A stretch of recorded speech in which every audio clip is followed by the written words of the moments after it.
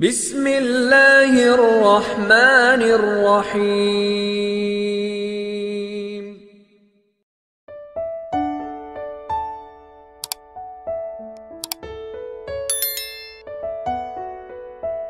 Bismillahirrahmanirrahim.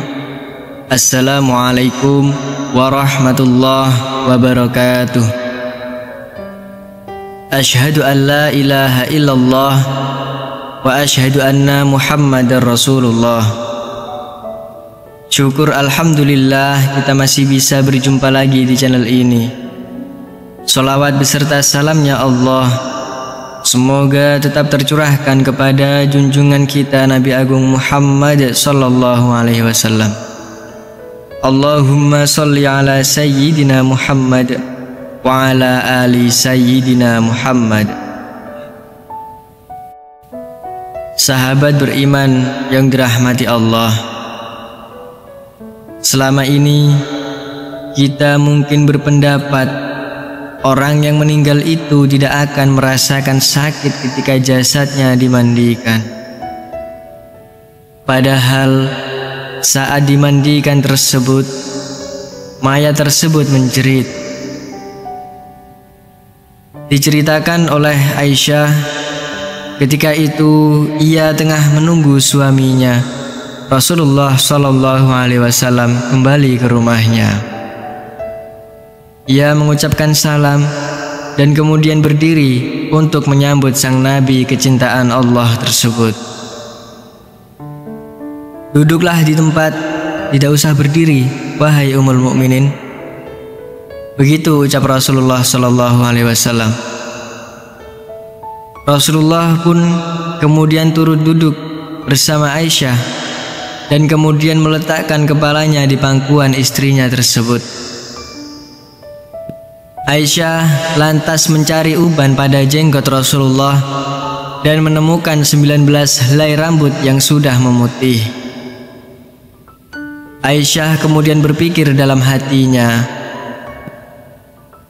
sesungguhnya Baginda akan meninggalkan dunia ini sebelum aku, sehingga tetaplah satu umat yang ditinggalkan oleh nabinya. Maka ia pun menangis sehingga air matanya jatuh menetes pada wajah Baginda.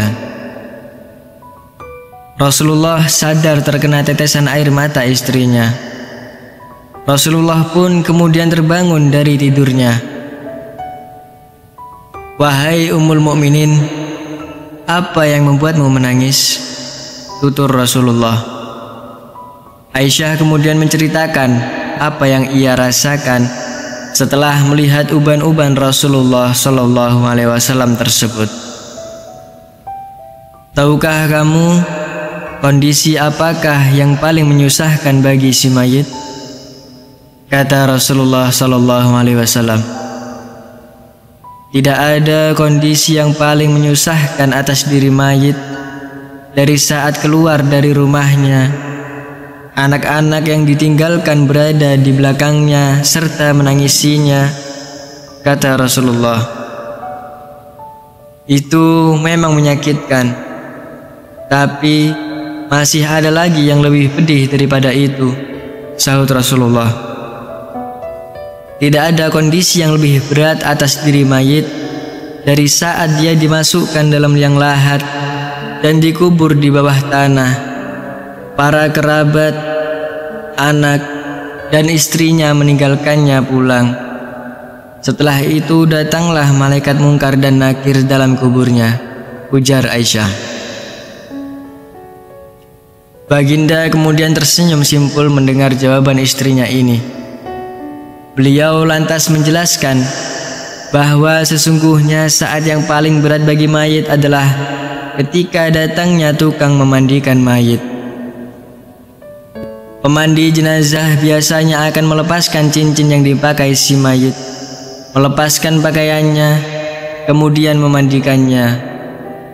Saat itu roh akan menjerit kuat di mana suaranya dapat didengar oleh makhluk kecuali jin dan manusia.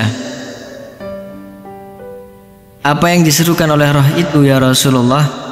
Tanya Aisyah radhiyallahu anha.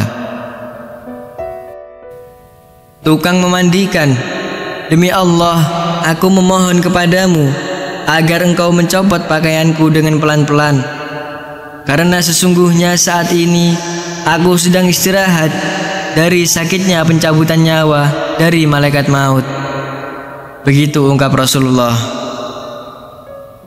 Aisyah kemudian semakin penasaran. Lalu, apa yang diserukan lagi oleh roh? Tanya Aisyah lagi.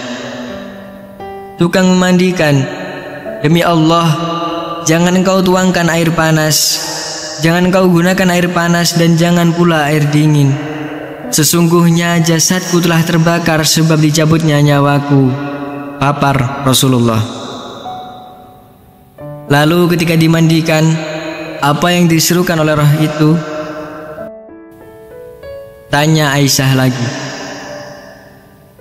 Dan ketika dimandikan, roh itu berkata, demi Allah, hai tukang memandikan, janganlah engkau pegang diriku terlalu kuat.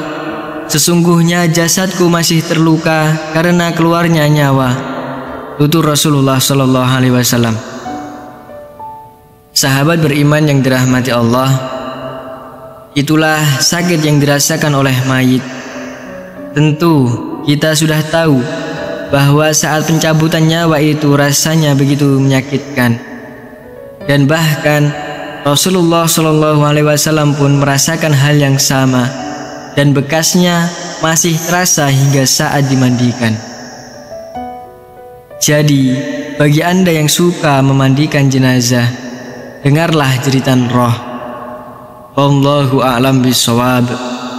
Demikian yang bisa saya bagikan. Semoga bermanfaat untuk kita semua. Amin ya rabbal alamin.